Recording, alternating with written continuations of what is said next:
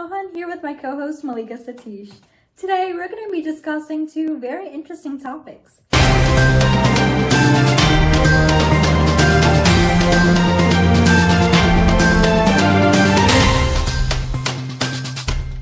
Starting off, we're going to be talking about the Business Professionals of America program, or BPA. So BPA is a very involved club that gives students the opportunity to learn and practice the skills that they'll need in the real world. Students in BPA participate in a lot of different events that provide arenas for them to test their skills. One of those events is the non-judged event. On Wednesday, November 6th, students at Sonal High School took their non-judged event, a BPA activity. Non-judged events are individual tests that students prepare for in order to demonstrate their knowledge of different workplace skills. Non-judged preparation and testing is different for everyone involved in BPA. Let's hear from these students about their experience. The event I am doing this year is fundamental word processing. To study for this, I reviewed the aspects of Microsoft Word, including how to change headers, footers, and paragraph styles. The most challenging part of this studying was not the difficulty of the concepts, since they were already pretty easy, but it was actually memorizing them. I would say the procedures, since they were so complex and there's so many ways you could do a task, that's what made it so difficult.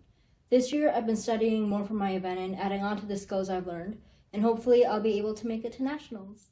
Medical office procedures is my non-judged event.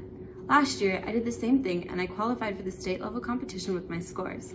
So I decided to see how far I could take it this year. To me, being prepared for non-judged is mostly about knowing your subject area. I focused on making sure I had a wide variety of information from the study guides I used memorized, so that I would be prepared for whatever came up on the test. I also think that repetition is really important because that's how you make things really stick.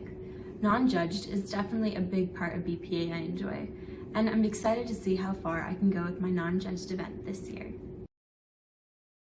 As you can see, students were hard at work at Seminole High School, proudly representing their BPA chapter.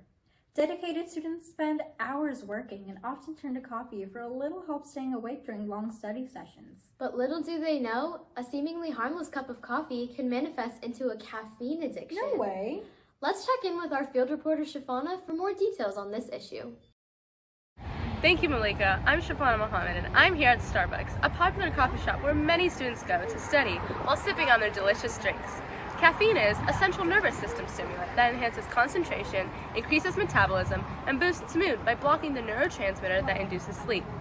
Morning coffee is scheduled into many people's routines to the extent where some can barely function without it.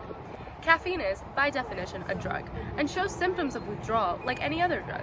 This raises concern on the impact that this ingredient has on the human body, similar to drug effects on the brain. Caffeine increases a person's blood pressure and heart rate.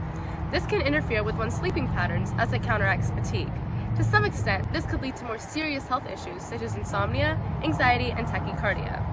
The average American adult drinks about 12 ounces of coffee per day. If you aren't shocked enough, in humans, more than 150 to 200 milligrams per kilogram of body weight ingested is considered lethal.